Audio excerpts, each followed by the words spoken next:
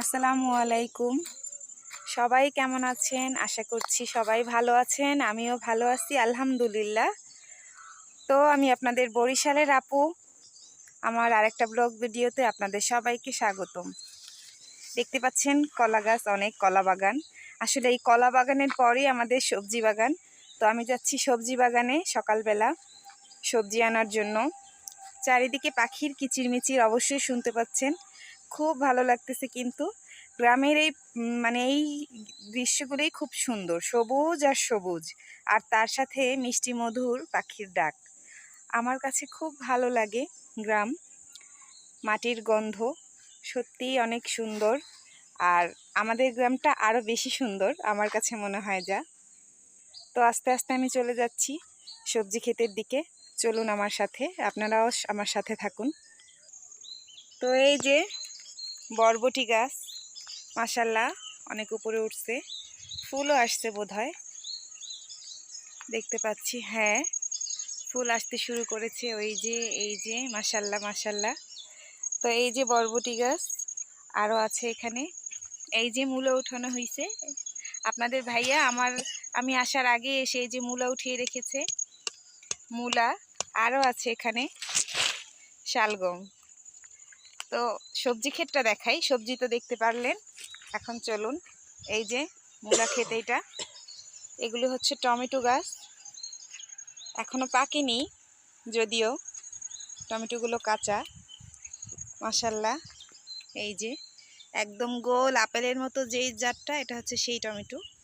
লম্বাগুলোও আছে। এইখানে আরও সবজি ছিল, শেষ হয়েছে। এই যে পালং শাক, লাল শাক এখনো কিছু কিছু আছে, সম্পূর্ণ শেষ হয়নি। এই যে দেখতে পাচ্ছেন একটা মিষ্টি ফুল, কেউ আবার ভুলে সরিষা ফুল ভাববেন না, এগুলো কিন্তু সরিষা ফুল না, এগুলো হচ্ছে বাটি শাকের ফুল।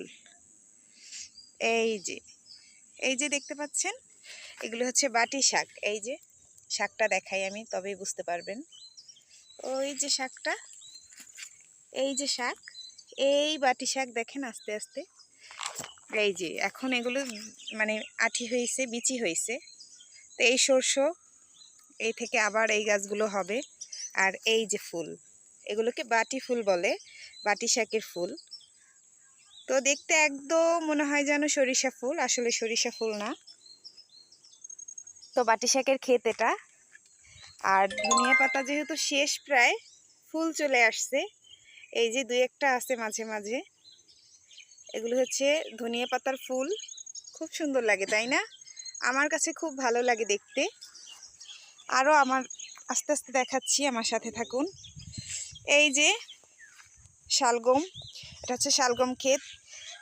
আসলে সবজি শেষের পথে, আবার নতুন করে এখন আবার নতুন যে সবজি এখন সিজন, সেইটা আবার এখানে করা হবে। আর এই যে বাঁধাকপি, মাশাল্লাহ বাঁধাকপি একটু কাছ থেকে দেখাচ্ছি। বাঁধাকপিগুলো অনেক অনেক সুন্দর হয়েছে, অনেক সুন্দর হয়েছে, আপনারা দেখতে পাচ্ছেন। এই যে দেখুন, মাশাল্লাহ আস্তে আস্তে বড় হইতেছে বাঁধাকপিগুলো, সত্যি অনেক সুন্দর। আর এইগুলো দিয়ে ভাজি, লাবড়া, গোস্ত দিয়ে রান্না করলে, তারপরে আর প্রত্যেকটা পাতা যদি রোল করা যায় চিকেনের পুর দিয়ে, তবে কিন্তু অনেক অনেক মজা। ওইখানে কিন্তু ভুট্টা গাছও আছে। তো ভুট্টা গাছ ছিল, ছাগলে খাইছে আর কি, বেড়া দেওয়া হয় নাই ভালোভাবে। ছাগল তো সুযোগ পাইলেই খায়।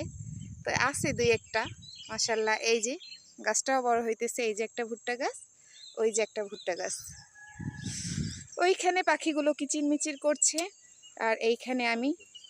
তো আমার ভিডিওটা কেমন লাগলো অবশ্যই জানাবেন, সাবস্ক্রাইব করবেন, লাইক কমেন্ট করবেন, শেয়ার করবেন, পাশে থাকবেন। ধন্যবাদ সবাইকে।